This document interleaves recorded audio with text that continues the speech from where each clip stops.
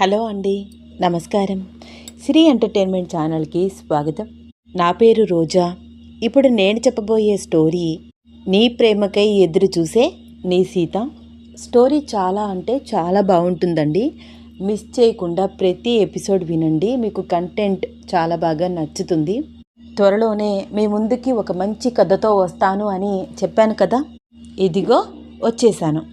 ఇక ఆలస్యం చేయకుండా స్టోరీలోకి వెళ్ళిపోదాం. స్టోరీలోకి వెళ్ళే ముందు చిన్న రిక్వెస్ట్, ఈ స్టోరీ మీకు నచ్చితే తప్పకుండా లైక్ చేయండి, షేర్ చేయండి, సబ్స్క్రైబ్ చేసి నన్ను ఎంకరేజ్ చేయండి. అలాగే ఇన్స్టాగ్రామ్లో కూడా నన్ను ఫాలో అవ్వండి. నా ఇన్స్టాగ్రామ్ ఐడి ఇక్కడ మెన్షన్ చేస్తాను, మీరు చూడండి.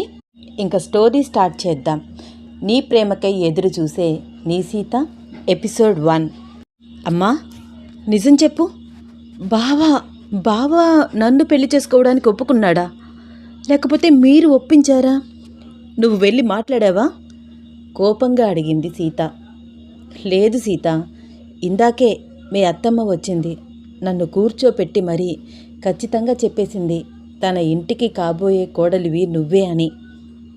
అది కాదమ్మా, బావకి ఇష్టమో లేదో తెలుసుకున్నారా? కళ్ళల్లో కన్నీటి పొర. వాళ్ళమ్మకి కనిపించకుండా అటువైపుకు తిరిగి కన్నీళ్లు తుడుచుకుంటూ మాట్లాడుతోంది సీత. సీత, నువ్వు ఇంకా అదే ఆలోచిస్తున్నావా? ఇప్పుడు మీ బావ జీవితంలో ఆ అమ్మాయి లేదు. జీవితంలోనే కాదు, అసలు ఈ లోకంలోనే లేదు. ఆ విషయం ఇంక నువ్వు మర్చిపోతే మంచిది. దాని గురించే ఆలోచిస్తూ ఇలా ఇంకా ఎంతకాలం అమ్మా? రాము నువ్వు ఒక్కటైతే బాగుంటుందని మా ఉద్దేశం.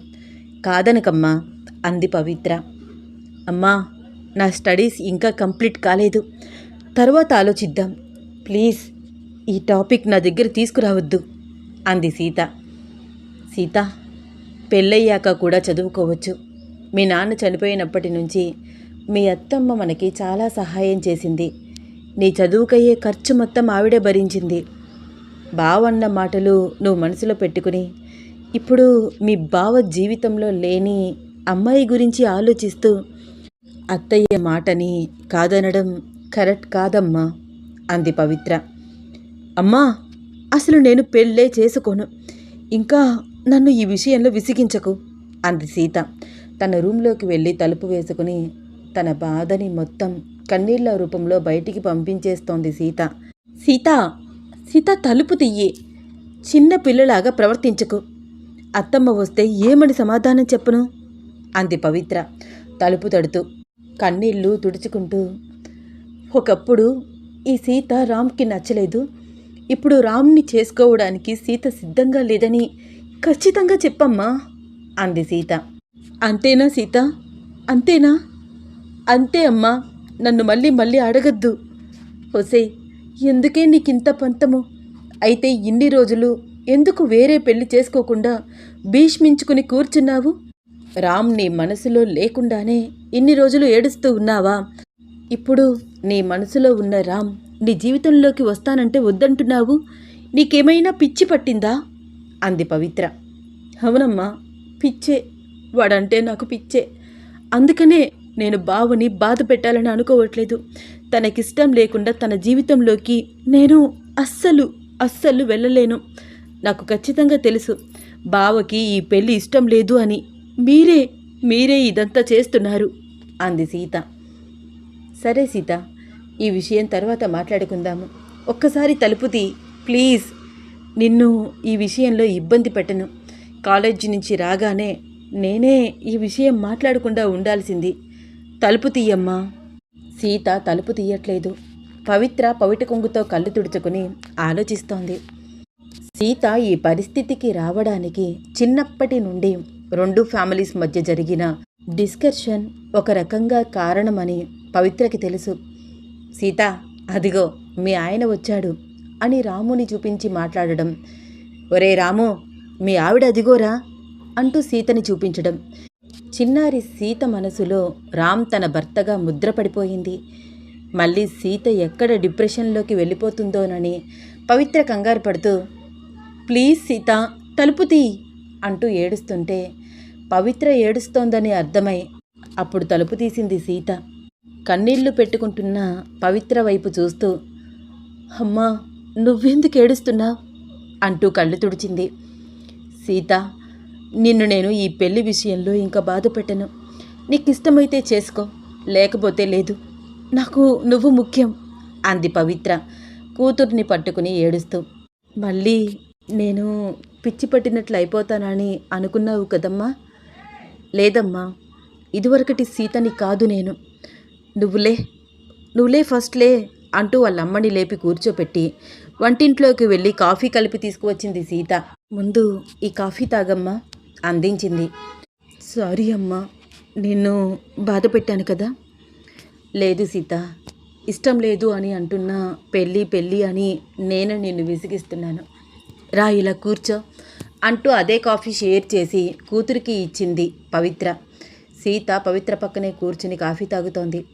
సీత సీత అని పంజరంలో ఉన్న చిలుక చక్కగా సీత పేరు పిలుస్తోంది. దాని పేరు మీటు. అమ్మా, మీటుగాడికి యాపిల్ కోసి పెట్టలేదా పిలుస్తోంది అంటూ యాపిల్ శుభ్రంగా కడిగి పీసెస్గా కట్ చేసి మీటుగాడికి పెట్టింది Sita. Apple apple, love you Sita అంటోంది Mitu. Love you too Mitu అంటూ ఆ పంజరాన్ని ఒక్కసారి తిప్పి చిన్నగా నవ్వింది సీత. అమ్మా, కాలేజీలో 1 వీక్లో కల్చరల్ ప్రోగ్రామ్స్ ఉన్నాయి. మళ్ళీ నేను డ్యాన్స్ ప్రాక్టీస్ చేద్దామని అనుకుంటున్నాను. ఆల్రెడీ నేమ్ కూడా ఇచ్చేశాను అంటూ తన గజ్జలు దుమ్ము దులిపి కాళ్లకు చక్కగా కట్టుకుని రా అమ్మా అంటూ పెరట్లోకి వెళ్ళింది సీత. సీతలో వచ్చిన మార్పు చూసి సంతోషంగా కళ్ళు తుడుచుకుని తాళం వేస్తూ పాట పాడుతోంది పవిత్ర. పవిత్ర పాడే పాటకి చక్కగా ఎక్స్ప్రెషన్స్ ఇస్తూ కూచిపూడి డ్యాన్స్ చక్కగా చేస్తోంది సీత. సీత నాట్యం కంప్లీట్ చేసి 2 చేతులతో కింద నేలను తాకి కళ్ళకి అద్దుకుంటుంటే సీత నాట్యం అప్పటి వరకు పక్కనే నిలబడి చూస్తూ మైమరిచిపోయిన అరుంధతి క్లాప్స్ కొడుతూ ముందుకు వచ్చింది. చాలా చాలా బాగా చేశావు సీత. ఎన్ని రోజులైంది నిన్ను ఇలా చూసి. ఎంత బాగా నాట్యం చేశావు అంటూ సీతను దగ్గరగా తీసుకుని నుదిరి మీద ముద్దు పెట్టింది అరుంధతి. సీత చిన్న నవ్వు నవ్వి, అత్తమ్మ నువ్వు అమ్మ మాట్లాడుకుంటూ ఉండండి, నాకు చిన్న పని ఉంది అంటూ లోపలికి వెళ్ళింది. సీత అలా వెళ్ళిపోవడం చూస్తూ, ఏంటి పవిత్ర, సీత అలా ఉంది, పెళ్లి విషయం మాట్లాడావా మళ్ళీ అంది అరుంధతి. మాట్లాడాను వదినా, కానీ సీత అని బాధగా చూస్తోంది పవిత్ర. అర్థమైంది పవిత్ర, సీత ఒప్పుకోలేదు కదా. దాని కోపంలో అర్థం ఉంది పవిత్ర.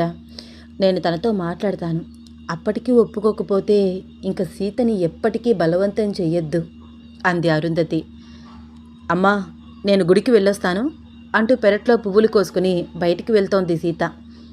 సీత, నేనొచ్చానని నువ్వు గుడికి వెళ్తున్నావా? అత్తయ్య రావడం కూడా నీకు ఇష్టం లేదా అంది అరుంధతి. అయ్యో, అలాంటిది ఏమీ లేదత్తయ్య, కొంచెం ప్రశాంతంగా ఉంటుందని వెళ్తున్నాను. ఇప్పుడు నీ ప్రశాంతతకు ఏమైంది సీత? ఒక్క 5 నిమిషాలు నాకు మాట్లాడే అవకాశం ఇవ్వచ్చు కదా సీత? నేను చెప్పేది వినొచ్చు కదా. ఏం చెప్తావత్తయ్యా? నేను ఏం వినాలి? ఇబ్బందిగా కదిలింది సీత. ముందు వినమ్మా, విన్నాక కూడా నీ అభిప్రాయం మారకపోతే నేను నిన్ను ఇబ్బంది పెట్టను. నాకు తెలుసు, అరుంధతి అత్తమ్మ ఖచ్చితంగా బావ గురించే మాట్లాడడానికి వచ్చింది. నాకు తెలుసు, కానీ ఇప్పుడు మాట్లాడితే ఇంకెప్పుడు మాట్లాడాల్సిన అవసరం రాదు. కరాఖండిగా నాకు ఇష్టం లేదని చెప్పేస్తాను అనుకుంటూ, చెప్పత్తమ్మా, ఏం మాట్లాడాలి నాతో అంది సీత. సీత, నువ్వు చాలా అంటే చాలా తెలివైన పిల్లవి. నేను ఇక్కడికి ఎందుకు వచ్చానో కూడా నువ్వు గెస్ చేసే ఉంటావు. నేను ఏం మాట్లాడాలని అనుకుంటున్నానో నీకు నిజంగా తెలియదా? నీతో రామ్ విషయం మాట్లాడాలని వచ్చాను సీత. బావ విషయాలు నాతో ఏం మాట్లాడతావత్తమ్మా? నాతో ఏం అవసరం? గట్టిగా అంది సీత. అలా మాట్లాడుకు సీత, నీకు వాడంటే నిజంగా ఇష్టం లేదా? చిన్నప్పటి నుంచి నువ్వేంటో నాకు తెలుసు. వాడంటే నీకు ప్రాణం. ఎందుకు పెళ్ళొద్దంటున్నావు? అత్తమ్మా, పెళ్ళి అంటే మీరేమనుకుంటున్నారో నాకు తెలియదు, కానీ నా వరకు 2 మనసుల కలయిక. బావ మనసులో నేను లేను, అది మీ అందరికీ తెలుసు. అయినా కూడా పెళ్లి చేయాలనుకోవడం ఏమిటి? అరుంధతికి కనిపించకుండా మరొక వైపుకి తిరిగి కళ్ళు తుడుచుకుంటూ అంది సీత. సీత, అదంతా గతమమ్మా. ఇప్పుడు వాడు ఒంటరిగా ఉన్నాడు సీత. వాడి జీవితంలో ఎవరూ లేరు. చీకటిగా మారిపోయిన వాడి జీవితంలో నువ్వు ఒక వెలుగుగా మారతావని చాలా ఆశపడుతున్నాను. కాదనకమ్మా. వస్తున్న కన్నీళ్లు తుడుచుకుంటూ అంది అరుంధతి. అరుంధతి అలా కన్నీళ్లు పెట్టుకోవడం చూసి అత్తమ్మా అంటూ బాధగా దగ్గరికి వచ్చి, చూడత్తమ్మా, నాకు నిన్ను బాధ పెట్టడం ఏమాత్రం ఇష్టం లేదు. మనసులో ఒకరు ఉండగా మరొకరితో సహజీవనం అంటే అది ప్రత్యక్ష నరకం. నాకు బావని అలా బాధ పెట్టడం అస్సలు ఇష్టం లేదు. ప్లీజ్ దయచేసి వదిలే. నాకు తెలిసి బావకి కూడా ఈ పెళ్ళి ఇష్టం లేదు. మీరెందుకు ఇంత ఫోర్స్ చేస్తున్నారు? బావా నిజంగా నన్ను పెళ్లి చేసుకోవడానికి ఒప్పుకున్నాడా అత్తమ్మ? అబద్ధం ఆడకుండా నిజం చెప్పు అంది కన్నీళ్లతో సీత. వాడు ఒప్పుకుంటే నువ్వు ఒప్పుకుంటావా అమ్మా? ఆశగా అడిగింది అరుంధతి. ఏం చెప్పి ఒప్పిద్దామనుకుంటున్నావు అత్తమ్మ? ఆ రోజు మీరంతా ఎంత చెప్పినా విన్నాడా? అందరి ముందు నేనంటే ఇష్టం లేదని, తన మనసులో నాకు ఎటువంటి స్థానం లేదని, ఆ జానకి అంటేనే ఇష్టమని ఖచ్చితంగా చెప్పాడు కదా. మర్చిపోయావా అత్తమ్మ? చాలా ఎమోషనల్ అవుతూ అడిగింది సీత. సీత, అదంతా ఇప్పటి మాటలు కాదు, ఒకప్పటి మాటలు. అది జరిగి 6 నెలలు అవుతుంది. జానకి అసలు ప్రాణాలతోని లేదు. ఇంకా ఎందుకమ్మా నీ పంతం అంది అరుంధతి బాధగా. అత్తమ్మ, బావ మనసులో ఆ అమ్మాయి జీవించే ఉంది, ఎప్పటికీ జీవించే ఉంటుంది. బావకి అబద్ధం ఆడడం అస్సలు రాదు అత్తమ్మ. ఎప్పటికీ బావ మనసులో జానకి మాత్రమే ఉంటుంది. ఈ సీతకి స్థానం లేదు. మీరు బలవంతంగా పెళ్లి చేసినా మేము సంతోషంగా ఉండలేము. సీత, నువ్వెందుకిలా మాట్లాడుతున్నావో నేను అర్థం చేసుకోగలను. వాడు నిన్ను కాదన్నప్పటి నుంచి నువ్వు ఎంత డిప్రెషన్కి గురయ్యావో మా అందరికీ తెలుసు. కానీ సీత, వాడు కూడా నువ్వు అనుభవించిన బాధని అనుభవించాడు కదా. జానకి శాశ్వతంగా వాడికి దూరమైపోయింది అని కుమిలిపోతున్నాడు. ఎంతో ప్రేమించిన అమ్మాయి కళ్ళ ముందే చనిపోతే అది చూసి తట్టుకోలేకపోయాడు. వాడు పిచ్చివాడిలాగా తయారవుతున్నాడు. నువ్వేమో ఇలాగా, వాడేమో అలాగా. మీరిద్దరూ పెళ్లి చేసుకుని చిలక గోరింకల్లాగా ఉంటారని ఎన్నెన్నో అనుకున్నాము. కానీ అవేమీ జరగకుండా మీ జీవితాలు ఇలా తయారవుతుంటే చూస్తూ తట్టుకోలేకపోతున్నాను. చాలా చాలా ఎమోషనల్ అవుతూ అంది అరుంధతి. అత్తమ్మ, ఇప్పుడు నాకేమైంది? బావకి ఏమైంది? మేం బానే ఉన్నాము అంటూ అరుంధతి కళ్ళు తుడుస్తూ దగ్గరగా వచ్చి కూర్చుంది సీత. అరుంధతి కళ్ళు తుడుచుకుని తనని తాను తమాయించుకుంటూ, ఒక్కటి చెప్పు సీత, రాముని నువ్వు ప్రేమించావు కదా, నా కళ్ళల్లోకి చూసి చెప్పు అంది అరుంధతి. ఇప్పుడు కొత్తగా చెప్పేది ఏముంది అత్తమ్మ? మీ అందరికీ తెలియదా? అందరికీ తెలుసు కదా. నేను బావని ప్రాణంగా ప్రేమించాను, ప్రేమిస్తున్నాను, ప్రేమిస్తూనే ఉంటాను కన్నీళ్లతో అంది సీత. ఇంత ప్రేమ వాడి మీద ఉంచుకుని ఎందుకు సీత వాడి జీవితంలోకి రాను అంటున్నావు? నిన్ను కాదు అన్నాడని కోపమా, లేక వాడు మరొక అమ్మాయి మీద మనసు పడ్డాడు అని ద్వేషమా? ఏమిటిది? బావ మీద నాకెటువంటి కోపం లేదత్తమ్మా. కనీసం తనైనా హ్యాపీగా ఉండాలని అనుకుంటున్నాను. బావ మీద నాకు ద్వేషం ఏమిటత్తమ్మా? నాలో నీకు ఎప్పుడైనా కనిపించిందా అలాగా? బాధగా అంది సీత. మరి ఎందుకే వాడి జీవితంలోకి రానంటున్నావు? బావకి నేనంటే ఇష్టం లేదత్తమ్మా. రోజు తనకి ఇష్టం లేని నేను తన కళ్ళ ముందే తిరుగుతూ ఉంటే బావ బాధపడతాడు. నాకు బావని అలా బాధ పెట్టడం అస్సలు ఇష్టం లేదు. సీత, బావ ఇప్పుడు ఎలా ఉన్నాడో తెలుసా? పిచ్చివాడిలాగా తయారయ్యాడు. ఎప్పుడూ నవ్వుతూ తిరిగేవాడు నవ్వడమే మానేశాడు. ఆల్కహాల్ తీసుకుంటున్నాడు, స్మోక్ చేస్తున్నాడు. ఆల్కహాల్ తీసుకుని డ్రైవ్ చేస్తున్నాడు స్పీడ్ లిమిట్ లేకుండా. వాడికి ఎప్పుడు ఏమవుతుందో అని నేను మీ మావయ్య క్షణక్షణం భయపడుతూనే ఉంటున్నాము. వాడిలో మార్పు కేవలం నీ వల్లే అవుతుంది సీత. ఏంటత్తమ్మా నువ్వు చెప్పేదంతా నిజమా? బావా డ్రింక్ చేస్తున్నాడా? స్మోక్ చేస్తున్నాడా?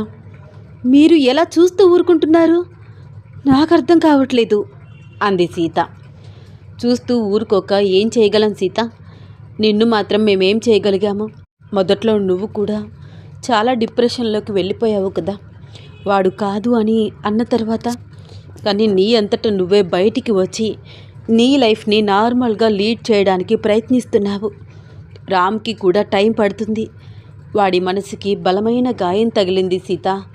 మీ ఇద్దరి మధ్యకి పెళ్లి ప్రపోజల్ రాకముందు వరకు మీరిద్దరూ బెస్ట్ ఫ్రెండ్స్ లాగా ఉండేవాళ్ళు.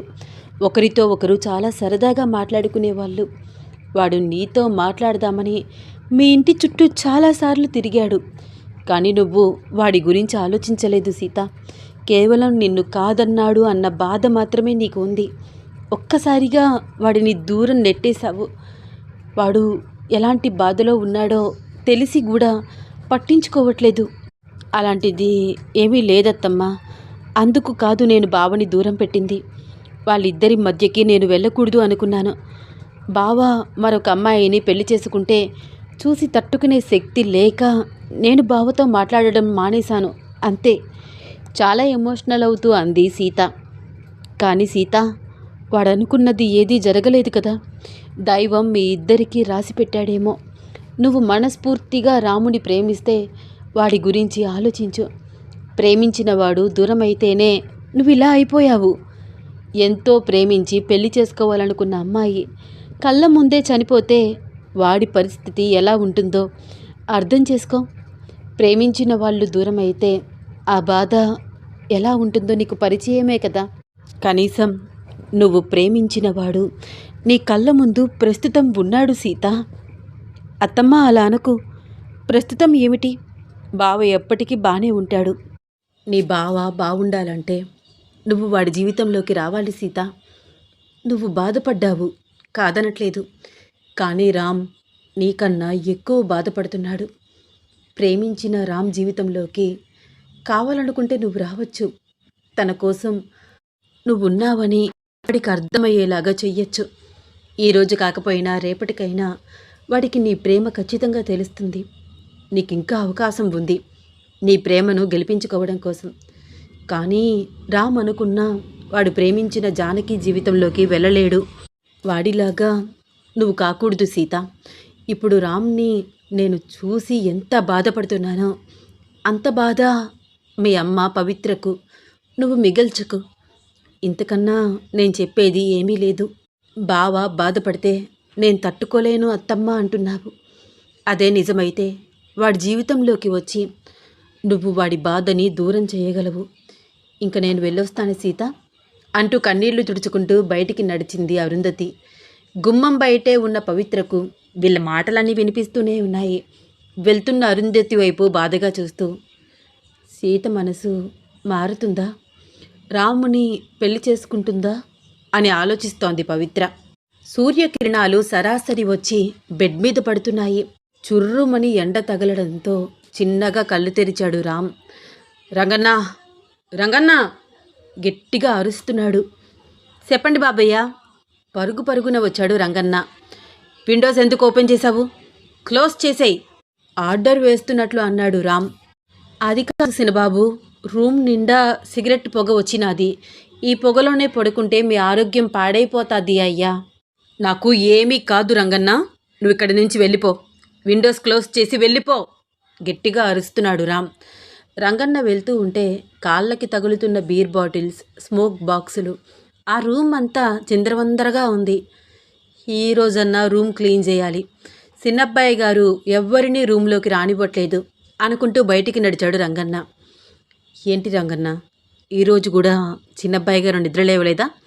బయటికి బాధగా వస్తున్న రంగన్నని చూసి అడిగాడు ప్రభాకర్. లేదు పెద్దయ్య గారు, నైటు చిన్నబ్బాయి గారు నిద్రపోయేసరికి చాలా లేట్ అయినాది అన్నాడు రంగన్న.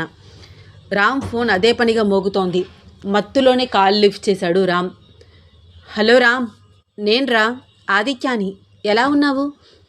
ఎన్నిసార్లు కాల్ చేయాలి, మాట్లాడవేంటి? కాల్ లిఫ్ట్ చేయవేంట్రా నువ్వు? అసలు ఇన్ని రోజులు ఏమైపోయావు? పెళ్ళైతే ఫ్రెండ్స్ని మర్చిపోతావా? వదిలేస్తావారా నువ్వు అని ఫాస్ట్గా మాట్లాడుతున్నాడు ఆదిత్య. పెళ్ళా? ఎవరికి? నీకా? All the best. నువ్వైనా పెళ్ళి చేసుకుని హ్యాపీగా ఉండు అని మత్తులో మాట్లాడుతున్నాడు రామ్. ఏం మాట్లాడుతున్నావురా నువ్వు? నాకు పెళ్ళేంటి? అసలు నువ్వు ఎలా ఉన్నావు? ఆ మాట ఏంటి అలా ఉంది? అడిగాడు ఆదిత్య. నేను చాలా మత్తుగా ఉన్నాను. యూ డోంట్ డిస్టర్బ్ మీ అని మత్తులో మాట్లాడుతూ ఆదిత్య హలో హలో అంటున్నా కూడా వినకుండా ఫోన్ స్విచ్ ఆఫ్ చేసి, ఎవరు ఛార్జ్ చేశారు నా ఫోన్కి? చెయ్యొద్దని చెప్పాను కదా రంగన్న అని మత్తులోనే ఏదేదో వాగుతూ మళ్ళీ నిద్రలోకి చిన్నగా జారుకున్నాడు రామ్. ప్రభాకర్ ఆ రూంలోకి వచ్చి స్పృహ లేకుండా పడి ఉన్న రామ్ని చూస్తూ గతంలో రామ్ ఎలా ఉండేవాడో తలుచుకుని వస్తున్న కన్నీళ్లు తుడుచుకుంటూ లైట్ వేశాడు. రంగన్న, ఎన్నిసార్లు చెప్పాలి నీకు? లైట్ వేయొద్దు, ఆఫ్ చెయ్యి అరుస్తున్నాడు మత్తుగా రామ్. ప్రభాకర్ రామ్ పక్కకి వచ్చి కూర్చున్నాడు. రామ్, ఇంకా ఎన్ని రోజులు ఇలాగా? నేను చూడలేకపోతున్నాను. ఇలా నిన్ను చూస్తూ తట్టుకోలేకపోతున్నాను రా. ఎలా ఉండేవాడివి, ఎలా తయారయ్యావు? బాధగా అంటున్నాడు ప్రభాకర్. డాడ్, మీరా? నాకేమైంది? ఐ యామ్ అబ్జల్యూట్లీ ఫైన్, బాగున్నాను నేను. లేస్తూ కూర్చోవడానికి ట్రై చేస్తూ మళ్ళీ పడిపోతున్నాడు రామ్. ఏంటి రామ్ నువ్వు ఏం చేస్తున్నావు? ఇలా తాగి హెల్త్ పాడు చేసుకుంటే ఆ అమ్మాయి తిరిగి వస్తుందా? అయ్యిందేదో అయ్యింది. ఇంక నువ్వు తన జ్ఞాపకాల నుంచి బయటికి వస్తే మంచిది అన్నాడు ప్రభాకర్. డాడ్, జానకి జ్ఞాపకం కాదు డాడ్, నా జీవితం. ఐ లవ్ జానకి అంటూనే నిద్రలోకి చిన్నగా మళ్ళీ జారుకున్నాడు రామ్. ప్రభాకర్ బాధగా ఆ రూమ్ నుంచి బయటికి వచ్చాడు. చిన్నబ్బాయి గారు స్పృహ వచ్చి బయటికి రాగానే నన్ను పిలువు రంగన్న. వాడు నిన్న తాగి ఓవర్ స్పీడ్గా కార్ డ్రైవ్ చేశాడు. బయటికి వెళ్లకుండా చూడమని సెక్యూరిటీ గార్డ్స్కి చెప్పు అన్నాడు ప్రభాకర్. హా, అటాగే బాబయ్య, నేను చెప్పి మంచి గస్తీగా ఆయిస్తాను. చిన్నబ్బాయి గారిని ఈ చేతుల మీద పెంచినాను. ఇట్టా అయిపోతుంటే చూడలేకపోతున్నాను బాబు. మంచి రోజులు వస్తాయి రంగన్న, వాడి జీవితంలోకి మంచి రోజులు వస్తాయి. పెద్దమ్మగారు వెళ్ళారు కదా, మంచి కబురు తీసుకువస్తారు, నాకు నమ్మకం ఉంది అన్నాడు ప్రభాకర్ అరుంధతి తెచ్చే కబురు కోసం వెయిట్ చేస్తూ. అత్తమ్మేంటమ్మా అలా మాట్లాడుతోంది? బావకి ఎలా ఉంది? అసలు తను ఎలా ఉన్నాడు? నాకు అత్త మాటలు విన్నప్పటి నుంచి చాలా భయం వేస్తుంది. ఒక్కసారి వెళ్ళి చూసొద్దామా అమ్మా? అత్తమ్మ అలా ఏడవడం నేనెప్పుడు చూడలేదు అని కంగారు పడుతూ అంది సీత. ఎందుకు సీత? రామ్ ఎలా పోతే నీకెందుకు? వద్దనుకున్నావు కదా, వద్దు అన్నట్లే ఉండు. మళ్ళీ నువ్వు ఆ ఇంటికి వెళ్ళి వాళ్ళల్లో లేనిపోని ఆశలు పెంచవద్దు అంది పవిత్ర తన పనులు తాను చేసుకుంటూ సీతని అస్సలు పట్టించుకోకుండా. అమ్మా, అలా ఎలాగా? నువ్వు అత్తమ్మ మాటలన్నీ విన్నావని నాకు తెలుసు. బావ అలా ఉండగా నేను ప్రశాంతంగా ఉండలేను అని కూడా నీకు తెలుసు అమ్మా. అయినా బావని నేను అలా ఎలా వదిలేస్తాను? వదలలేను. నువ్వు వచ్చినా రాకపోయినా నేను వెళ్తున్నాను. ఒక్కసారి బావని చూసి వస్తాను అంటూ అరుంధతి ఇంటివైపు పరుగు తీసింది సీత. అంతకు ముందే వెళ్ళిన అరుంధతి కాస్త దూరంలో కనిపించడంతో, అత్తమ్మా ఆగు, నేను కూడా వస్తున్నాను అని పిలుస్తూ. సెంటిమెంట్ స్టోరీ అని అనుకోకండి, నెక్స్ట్ ఎపిసోడ్ చాలా బాగుంటుంది. రాను స్టోరీ చాలా ఇంట్రెస్ట్గా ఉంటుంది, మిస్ చేయకుండా వినండి. ఈ స్టోరీ మీకు నచ్చితే లైక్ చేయండి, షేర్ చేయండి, సబ్స్క్రైబ్ చేసి నన్ను ఎంకరేజ్ చేయండి. ధన్యవాదాలు.